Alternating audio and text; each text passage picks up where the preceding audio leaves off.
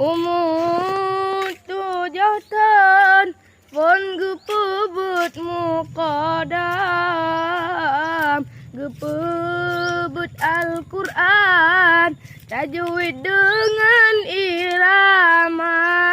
gejobat TPA pun gepebut muqaddam, gepebut Al-Quran tajwid dengan irama, gepe-gepe sikula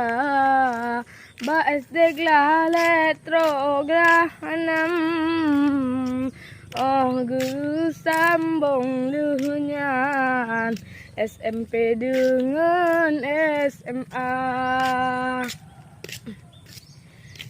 Gepe kuliah fakultas manyam, ujurusan bidan gantongan guru sekolah,